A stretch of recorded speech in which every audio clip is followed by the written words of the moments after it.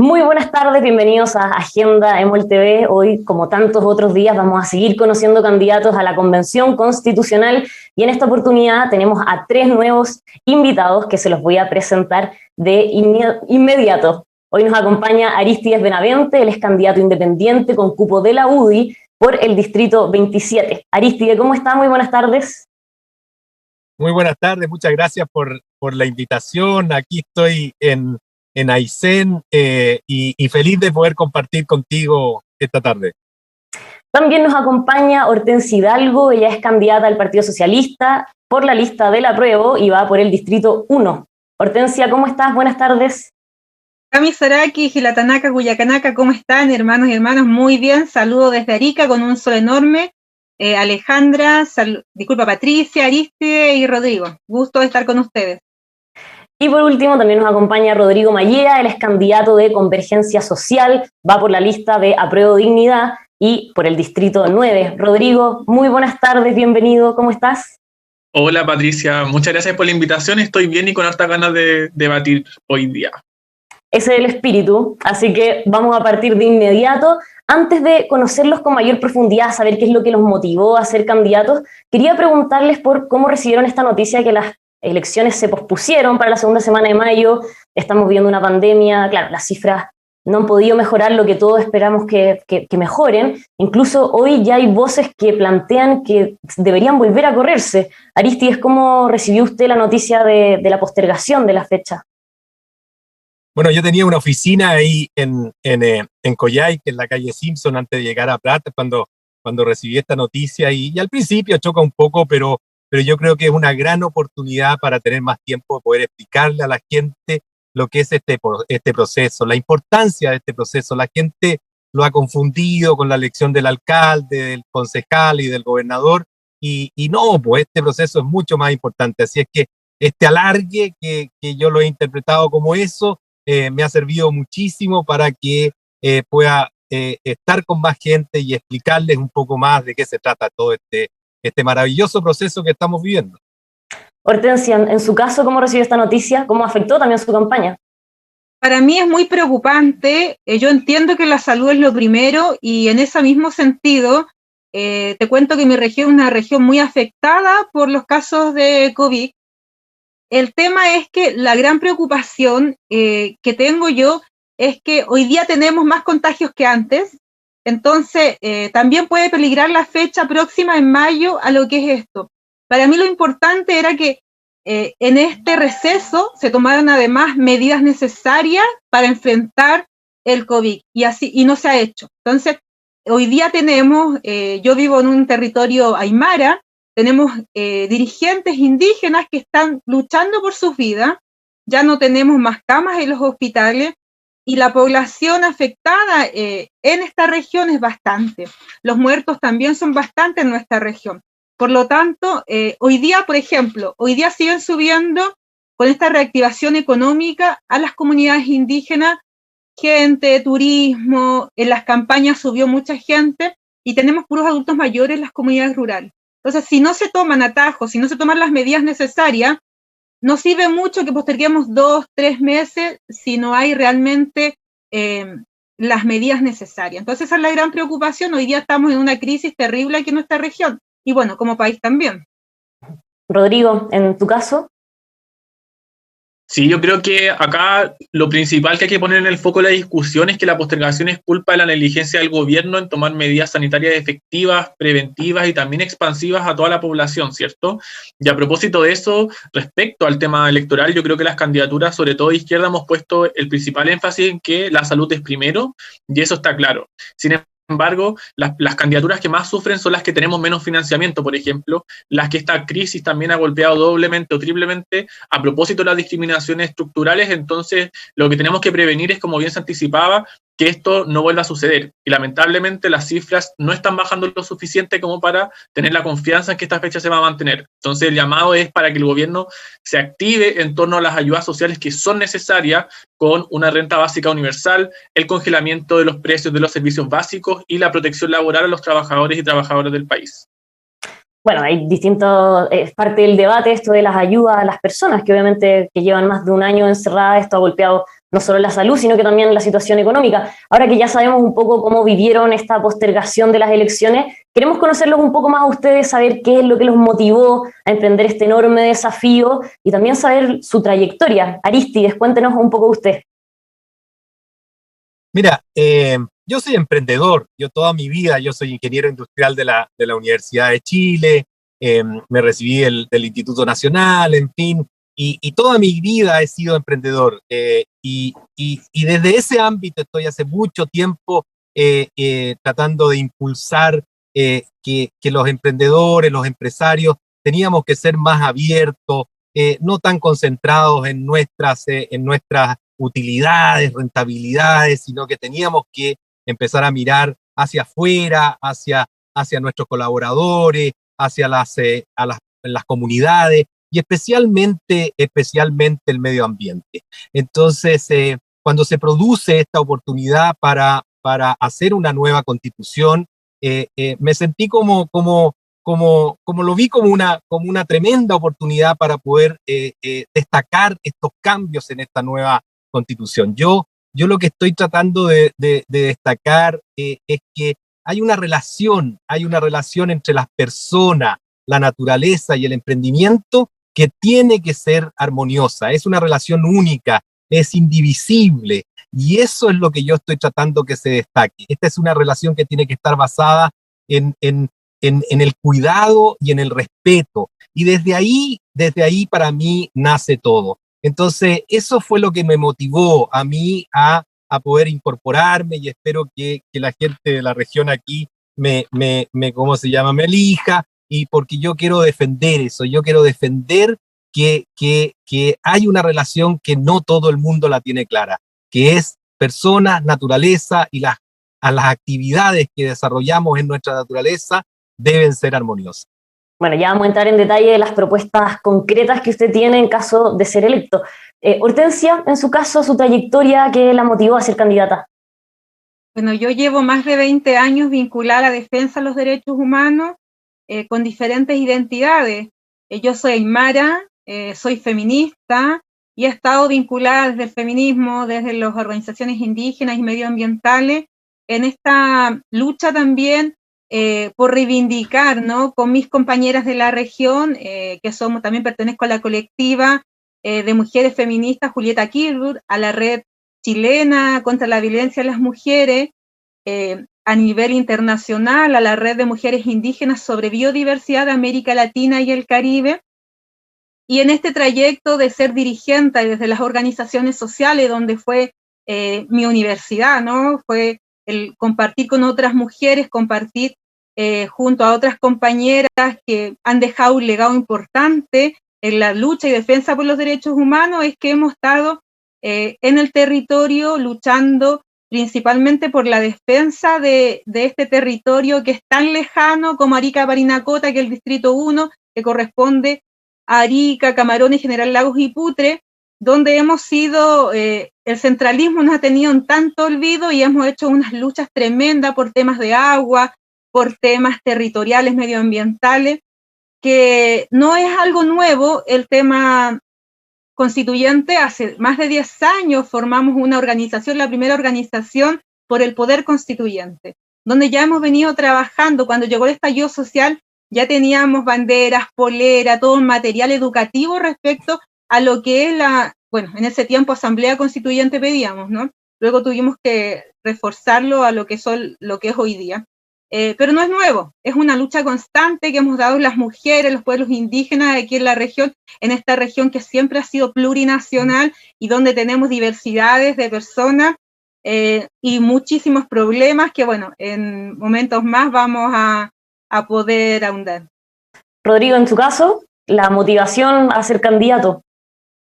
Sí, en particular yo soy una persona que me movilizo desde los 16, 17 años. En ese tiempo estábamos luchando por la educación, ¿cierto? El 2011 había una crisis gigante en el lucro de la educación, en cómo esta era un negocio, y lo que vemos hoy día que pasa no solamente en la educación, sino que el resto de nuestros derechos para los poderes del Estado, para los poderes económicos del país, finalmente son un negocio. Entonces, desde ahí he tenido una trayectoria de movilizaciones diversas, me movilicé por la educación, pero también por el activismo ambiental, ¿cierto? En esa época también estaba muy fuerte y sigue muy fuerte el tema, por ejemplo, del No Alto Maipo y la lucha por el agua. Y por último, en las dos luchas que hoy día sustentan principalmente mi candidatura, tiene que ver, por un lado, la de los derechos humanos y de las disidencias sexuales. El 18 de octubre todos salimos a las calles, pero además el 19 de octubre yo me encontraba en la casa de la Federación de Estudiantes de la Universidad de Chile junto a un grupo de compañeros, iniciando lo que hoy día se llama la Defensoría Jurídica, un organismo que busca defender los derechos humanos de las personas manifestantes en contra del abuso policial, de la represión, de los montajes, los atropellos y el trauma ocular. Organización que hasta hoy día está impulsando una querella criminal en contra de Carabineros de Chile, los altos mandos y otras denuncias también a funcionarios policiales y Fuerzas Armadas. Pero también las disidencias sexuales somos una voz que ha estado organizada todo este tiempo, pero por trabas estructurales se nos ha dicho que casi que somos un fenómeno reciente o que no se nos había escuchado antes. El tema es que las puertas estaban cerradas y con este proceso salimos también a las calles a abrirlas. Entonces hoy día he formado hace un año ya una agrupación que se llama Disidencias en Red, que de hecho a fin de mes cumplimos un año, que busca organizar activismos disidentes interseccionales por una vida digna para las personas LGBT en nuestro país, sin discriminación, pero también con derechos sociales garantizados en igualdad e interseccionalidad. Pero un poco ustedes ya lo mencionaban en la explicación que dan de cómo se habían motivado y de la trayectoria de cada uno de ustedes, pero ahora queremos saber que en caso de que sean elegidos para la convención, cuáles van a ser los puntos, los conceptos, las propuestas que ustedes van a defender sí o sí para que esté en una nueva constitución. Arístides, en su caso. Bueno, en mi caso, yo quiero que la Constitución en su prólogo parta de esta manera, como te decía, que de alguna manera la relación entre las personas, la naturaleza y las actividades de estas en la naturaleza sea armoniosa, sea basada en el cuidado y en el respeto. Eso para mí es muy, muy importante. Después, una cosa muy importante también para mí son los derechos sociales. Pero yo soy una persona práctica, o sea, de alguna manera yo partí de cero con todas las cosas que he hecho. Yo he sido muy, muy apoyador de los emprendimientos, he participado en la SECHE, he creado el grupo de 100, que son grupos que están en la práctica emprendiendo y de alguna manera estoy muy consciente que los recursos son escasos. Las necesidades son infinitas, pero los recursos son escasos. Entonces eso para mí es importante, que la Constitución no se llene de derechos y garantías que al final vamos a generar una tremenda expectativa en la gente y no se van a poder cumplir. Pero yo me la voy a jugar por 3 derechos que para mí son muy, muy importantes. Uno es el derecho a la salud, una salud universal para todos, en fin, de muy buena calidad. La vivienda digna es para mí también muy importante porque es el lugar en donde uno puede hacer familia, en donde se generan los afectos y para mí ese es el punto de partida de un gran desarrollo. Y por tercero, el tercero que me quiero jugar tiene que ver con el Internet de alta velocidad. Yo pienso que si todos los chilenos somos capaces de tener acceso a Internet de alta velocidad, ¿qué es lo que estamos haciendo ahora? Es lo que estamos haciendo, tú estás desde tu casa, yo estoy aquí desde Aysén, en fin, ¿cómo se llama? La Hortensia de Aric. Eso para mí es fundamental. Esos son los derechos que yo me voy a jugar. Después me la voy a jugar. Aristide, respecto a lo que mencionaba al comienzo, esto de la armonía con el medio ambiente, ¿ahí tienen alguna propuesta en particular? Claro, el modelo que tenemos.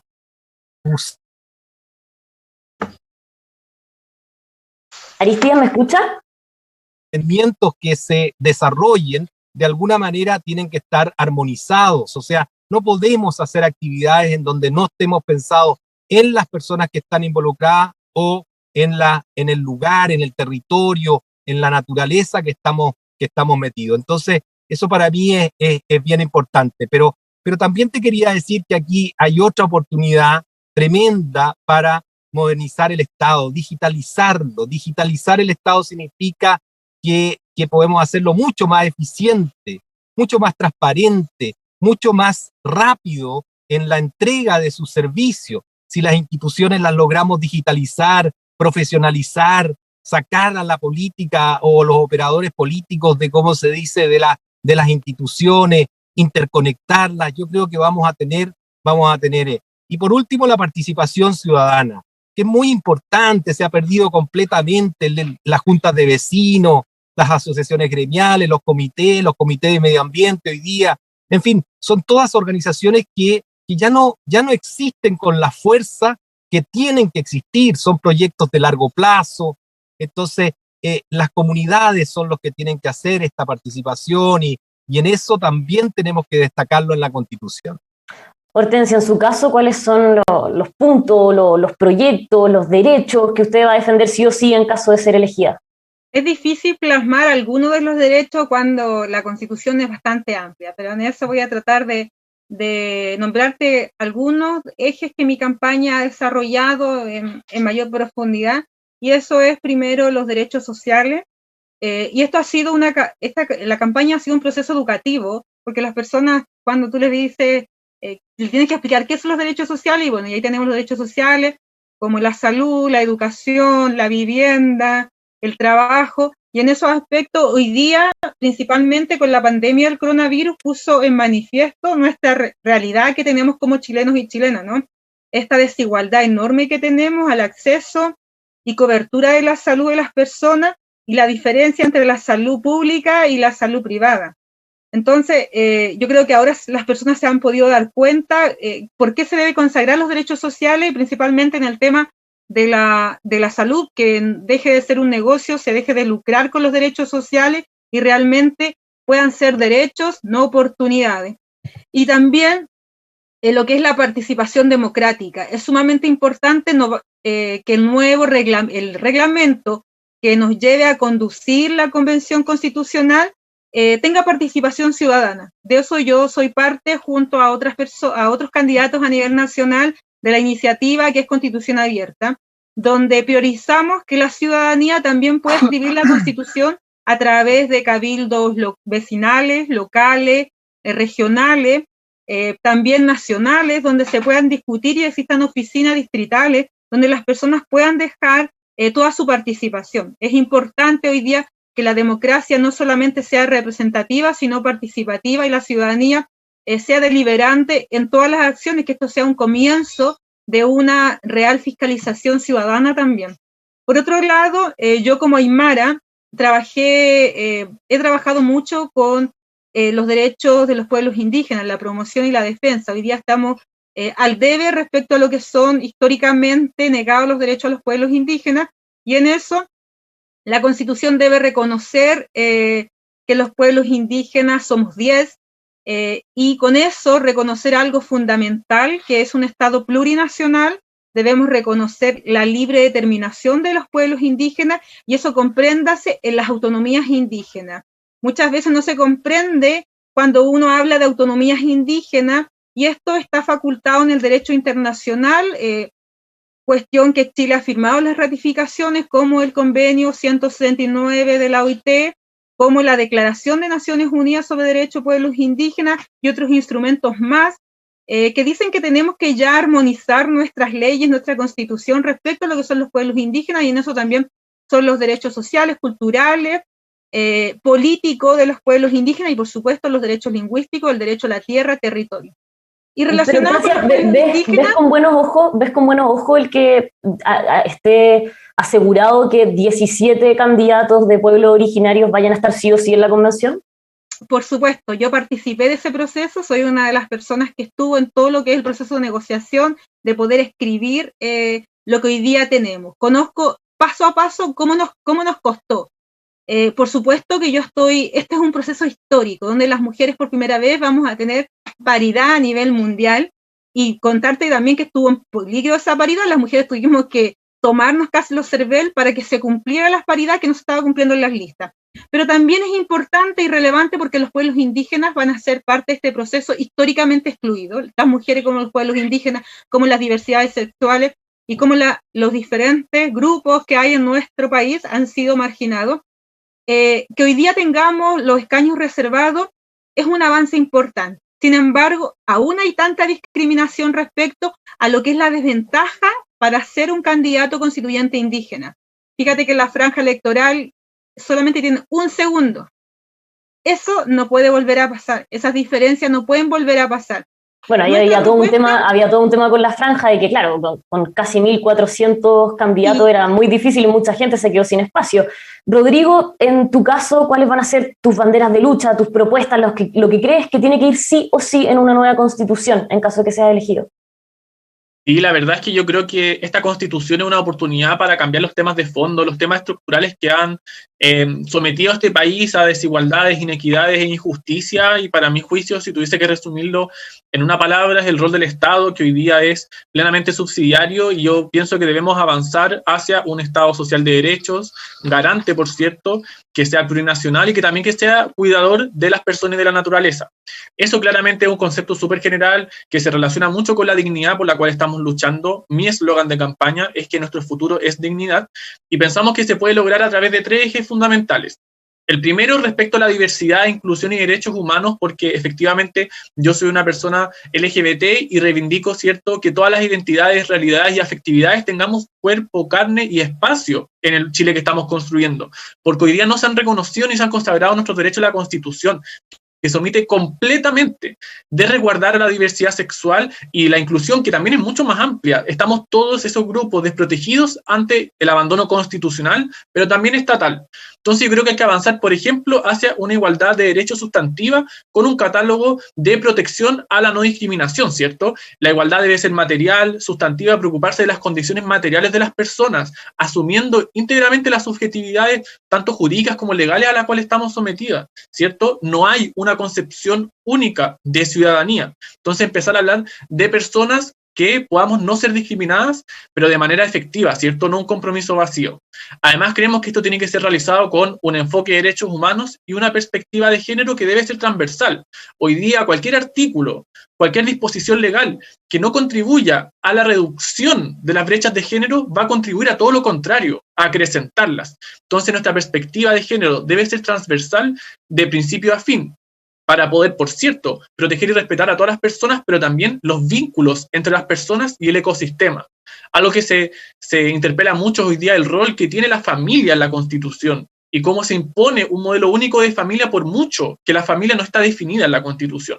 Y eso tiene que ver con el sesgo respecto al cual fue creada esta Constitución, que fue impuesta en dictadura, ¿cierto? Pero del pensamiento que había detrás y que se puede leer en las actas constitucionales, pero que también se puede ver en cómo ha desembocado a nivel legal esta ideología antiderechos, antigénero de ese sector de la población.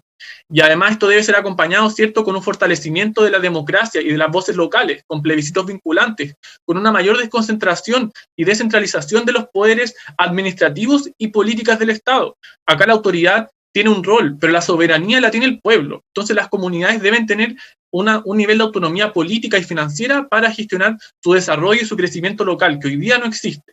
Y por cierto, un último punto respecto a los derechos sociales, y con esto termino, a la economía digna, porque hoy día no nos sirven esas cifras macroeconómicas que ponen a Chile en tales rankings, nos sirve la situación que viven las personas que han sido postergadas por este sistema y que no viven esa plenitud económica. Ese es nuestro enfoque. Rodrigo, y respecto a lo que mencionabas de la diversidad sexual, ¿cuánto espacio ves que hay para lograr, por ejemplo, el quórum necesario para poner estas cosas en una nueva constitución, pensando ya en la convención? Y todo esto, te lo pregunto, pensando en el debate que se ha dado ahora, en la antesala de la convención. ¿Tú ves que hay más candidatos que opinan esto? Porque en el fondo, si esta es una de tus banderas de lucha, vas a necesitar el apoyo también para tenerlas dentro de la convención. Sí, ningún problema. Mira, 2 observaciones. Primero, las posturas de la diversidad sexual no se van a imponer. Son posturas que respecto de toda la sociedad nos tenemos que hacer cargo. No es nuestra responsabilidad, sino que debe ser una conversación que hemos estado impulsando desde nuestro sector, pero que todos tienen que hacerse cargo, ¿cierto? Algunos van a tener que renunciar a sus ideologías de odio y de aversión y de distancia a estas temáticas para ponerlos a nivel constitucional. Y en segundo lugar, como tú bien dices, hoy día hay una disputa por la incorporación de personas de las disidencias sexuales a la constituyente. Según el informe por el Observatorio Les Constituyentes, somos alrededor de 51 personas disputando la constituyente. Y ni aunque quedáramos todos, no alcanzaríamos a hacer una convención. Entonces ahí lo que tenemos que hacer es posicionar un debate que es público, que es social y respecto al rol de nuestra sociedad. Las personas LGBT somos víctimas de la discriminación y de la violencia. No se nos puede cargar a nosotros siendo víctimas con ser los únicos agentes de la solución de este problema. La violencia tiene victimarios, pero también tiene víctimas. Entonces los victimarios también tienen que hacerse cargo de las cuestiones que consciente o inconscientemente, estructural o personalmente, replican y reproducen como violencia de género. Bueno, uno los escucha y son muchísimos los temas que surgen y que ustedes en el fondo dicen que van a defender en caso de ser elegidos, pero más allá de lo que conversamos ahora, ¿dónde ven ustedes que van a estar los principales nudos del debate? Por ejemplo, salía el tema del rol del Estado, también está el tema del sistema político, los mismos derechos fundamentales, hay todo un tema de participación ciudadana. Arístides, ¿dónde cree que va a estar el nudo o los principales nudos de la convención? Mira, uno después de todo este proceso, en fin, que ha durado por lo menos unos 3 meses, uno va conversando con diferentes candidatos y yo creo que si somos capaces de alguna manera de dialogar, conversar y llegar a acuerdos, vamos a poder resolver esos nudos que tú estás mencionando y que básicamente son los que de alguna manera lo están mencionando. En términos de derecho, cuánto se ponen, porque como te decía, todos dependen de los recursos. Nunca hay que olvidarse de los recursos y eso es lo más importante porque para mí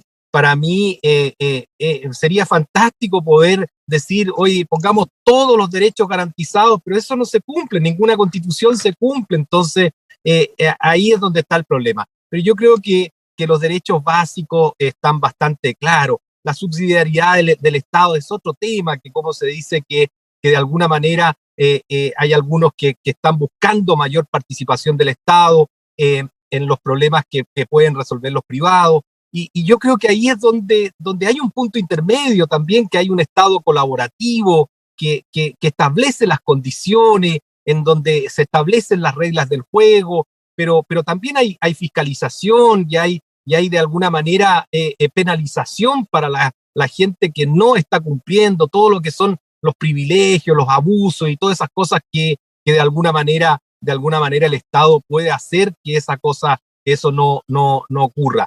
El proceso, por ejemplo, otro nudo que era muy fuerte y que es el que yo estoy defendiendo también, que no te lo alcancé a mencionar porque son otras cosas también, es todo el tema de la descentralización.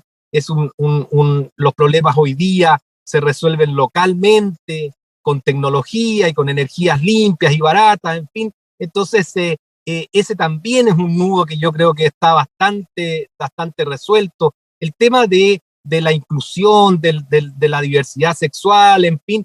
Yo para mí eso no debiera ser ningún nudo. O sea, por favor, yo estoy distinguiendo a las personas. Primero, mis 3 pilares fundamentales son las personas, la naturaleza y el emprendimiento, y tenemos que de alguna manera responder a las personas, sean como sean, vengan de donde vengan, tenemos que tener todos los mismos derechos, y los derechos no solamente los derechos de trato digno, o sea, por favor, eso no debiera estar fuera de esta nueva constitución.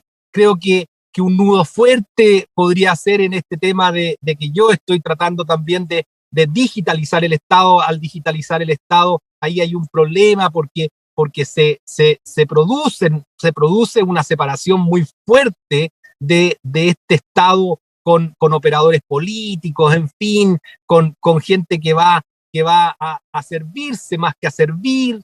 Entonces, todo ese tipo de cosas. Pero yo te diría que lo más importante para mí es que podamos tener gente dialogante, prudente, gente que entienda que los recursos son escasos. Eso es muy importante porque hay que priorizar y que lleguemos a acuerdos. Y así vamos a resolver todos los nudos que tenemos, no me cabe la menor duda. Hortensia, en tu caso, ¿cuáles ves que van a ser los principales nudos del debate, más allá de lo que cada uno va a defender? Yo creo que los nudos van a ser bastante, van a ser mucho. Primero hay un sector que votó en rechazo y hoy día se quiere sentar para no mover la Constitución, para no cambiarla. Y lo hemos visto día a día en todo este tiempo de campaña. Yo he estado en bastantes debates locales y nacionales y el sector de la derecha no quiere cambiar la Constitución y además tiene aspectos valóricos cuando uno pone aspectos de derecho. Uno, por ejemplo, es el tema del Estado, el tipo de Estado, ¿no? Que hoy día manejamos un modelo subsidiario, sin embargo, yo en todos los debates que me he encontrado con personas de la derecha principalmente, quieren perseguir y seguir resguardando ese modelo, versus a lo que proponemos otro, que puede ser un Estado solidario, ¿no? De aspectos que garantice derechos sociales. Y ese es una de las claves. Por otro lado, como te digo, el tema de los valores lamentablemente se mete mucho en las discusiones políticas para escribir la nueva Constitución. Cuando en mi caso, que soy feminista y quiero tener una Constitución feminista que se incorporen los derechos y cláusulas específicas con perspectivas de género y que permitan superar, por ejemplo, todas las brechas que hay económicas, políticas, sociales entre hombres y mujeres, vemos también otro sector que rechaza esa situación. Yo sí quiero una constitución feminista, no solamente un artículo, sino que sea transversal. Por otro lado, un sector defiende mucho el modelo económico neoliberal. Nosotros planteamos los derechos de la madre tierra como propuesta, y eso tiene que ver con un equilibrio con la naturaleza, donde los conocimientos... ¿Y cuáles serían los derechos de la madre tierra en este caso? Los derechos de la madre tierra significa vivir en armonía y no en esta sobreexplotación que tenemos. Los derechos de la madre tierra están definidos en la Constitución de Bolivia y como en la de Ecuador.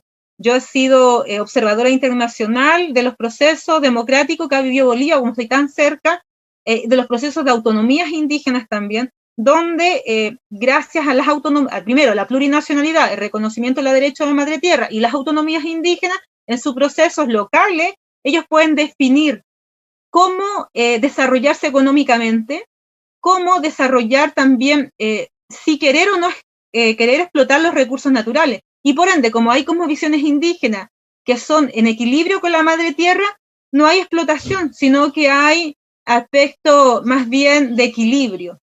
Hoy día, los aspectos de los derechos de la madre tierra, por ejemplo, es fundamental el agua. El agua, el 2010, a nivel de Naciones Unidas y la Asamblea General, se define como un derecho humano.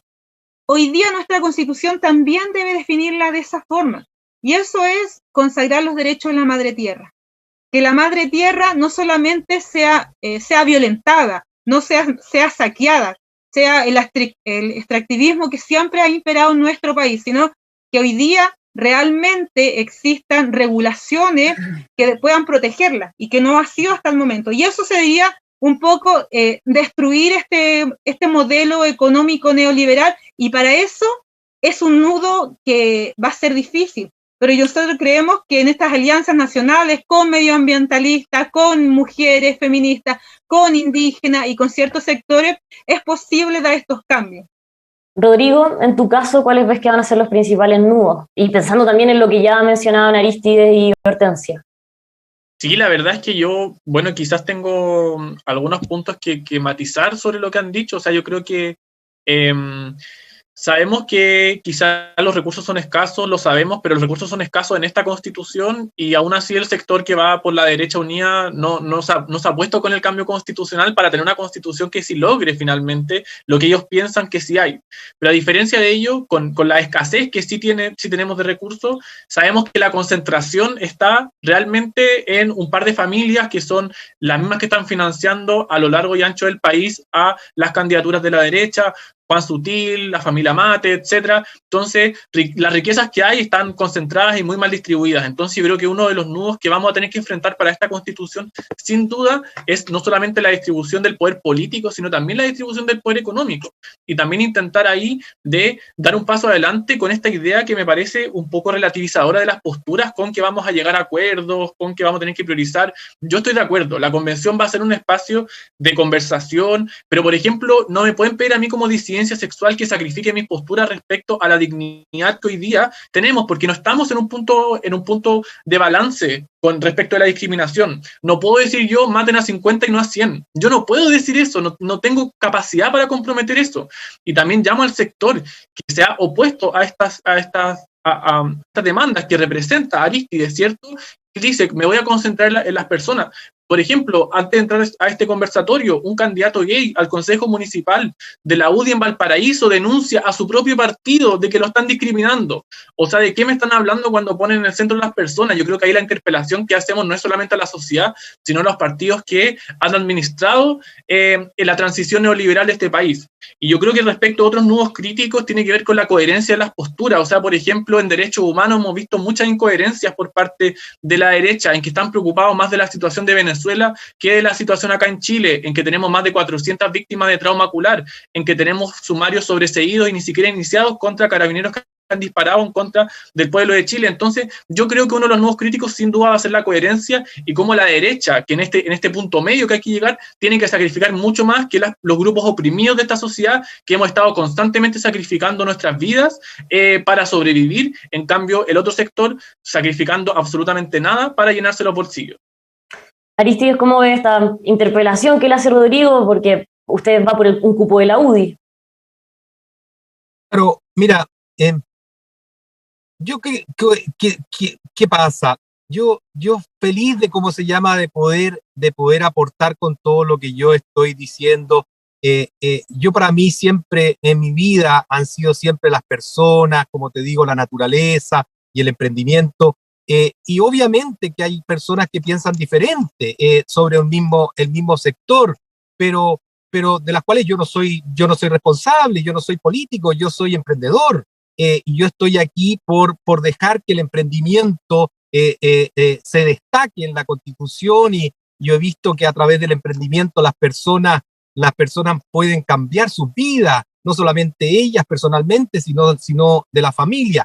Pero yo soy consciente de que podemos poner muchas ideas como las que yo estoy escuchando, pero para eso hay que trabajar, y hay que esforzarse. Lamentablemente los recursos no llegan del cielo. Entonces, cuando a mí me hablan de economía extractivista, de los ricos, de los pobres, y ahí es donde digo yo, oye, ¿cuál es el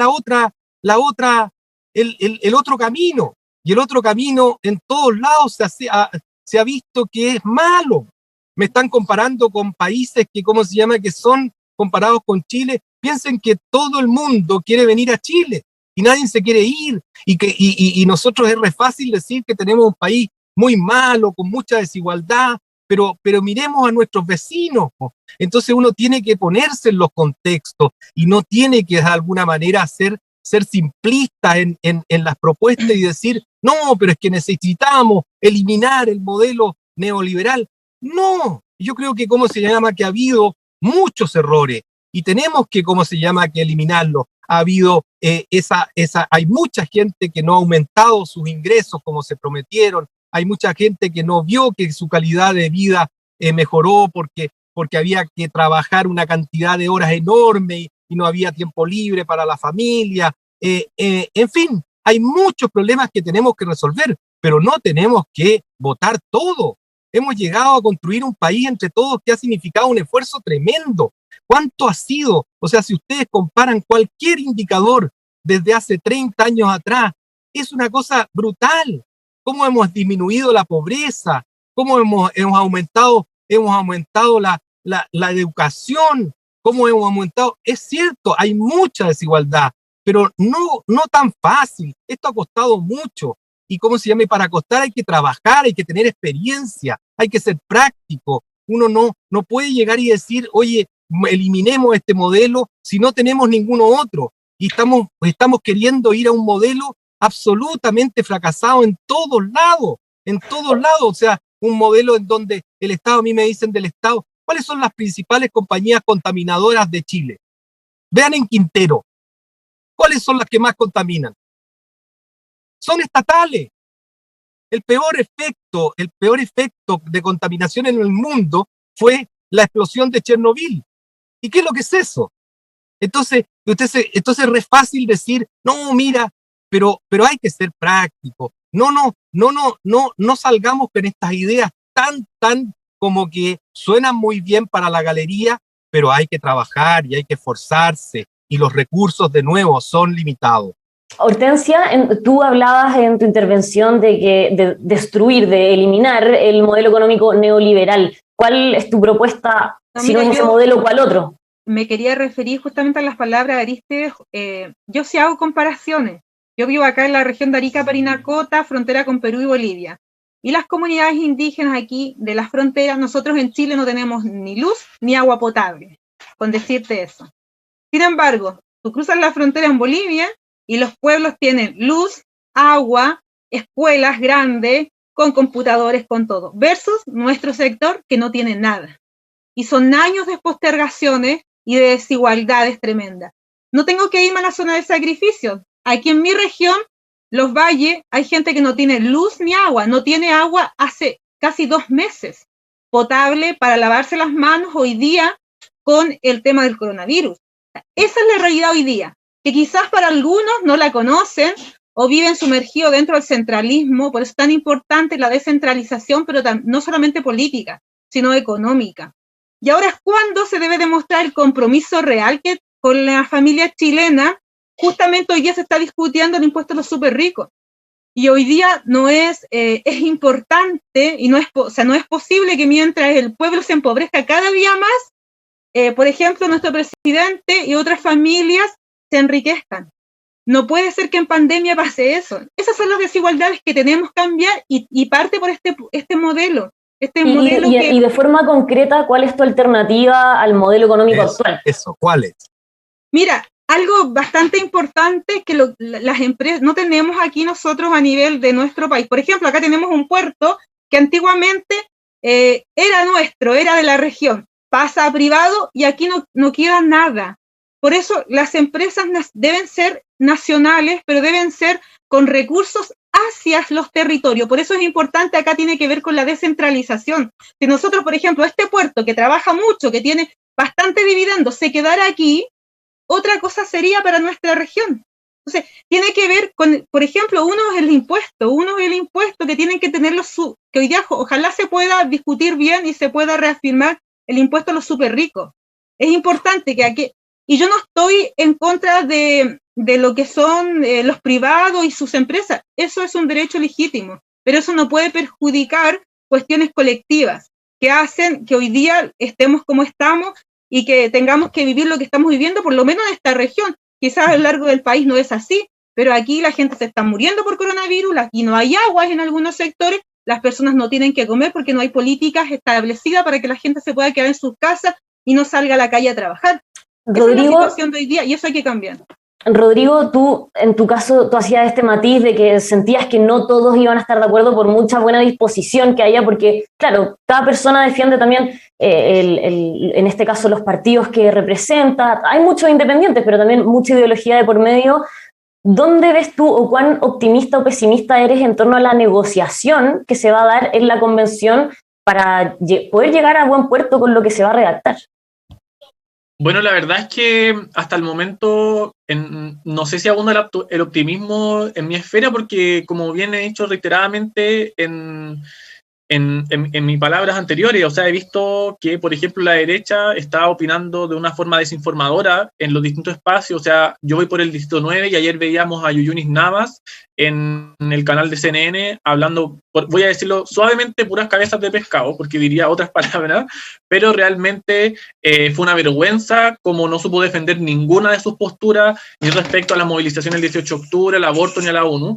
Pero también, por ejemplo, o sea, hoy día nos estaban pidiendo una propuesta de Estado alternativo y yo la primera cuestión que dije fue un Estado social, garante de derechos, cuidador y descentralizado. Fue lo primero que dije. Entonces, tampoco es solamente pedir alternativas. O sea, ¿queremos alternativas para qué? Para un Estado en que el 77% de los emprendedores tiene que acudir a sus propios ingresos para empezar a trabajar. ¿Ese es el Estado que tanto ha funcionado económicamente? Me parece que no. O que el 74% de los emprendedores está condenado a la informalidad perpetua. No mantienen contabilidad, no tienen registros de inicio de actividad ante el Servicio de Impuestos Internos y tampoco funcionan con permisos municipales. Entonces, si ustedes me dicen que ese es el sistema que ha funcionado, yo les digo que los datos dicen otra cosa. ¿Para qué vamos a hablar de que Chile es el cuarto país más desigual del mundo? Y que, por cierto, más de 3 millones de personas tienen problemas con el desempleo. 50% de los trabajadores ganan menos de 401.000 pesos y las mujeres ganan 28,1% menos.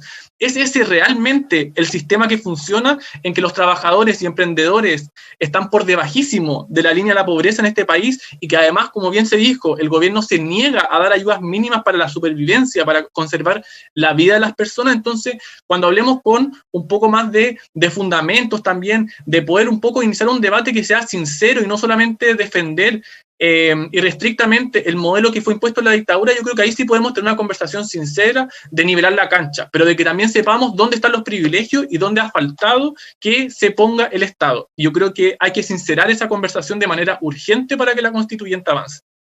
Bueno, lamentablemente se nos acabó el tiempo, son muchísimos los temas que podríamos seguir conversando por horas, pero les tengo que agradecer a los tres por haber participado de este panel, por habernos permitido conocerlo un poco más y saber qué es lo que van a defender en caso de que sean elegidos en las elecciones. Les recuerdo, hoy día nos acompañó Arístides Benavente, él es candidato independiente con un cupo de la UDI y va por el distrito 27. Estuvimos también con Hortensia Hidalgo, candidata del Partido Socialista, va por la lista del Apruebo y por el distrito 1.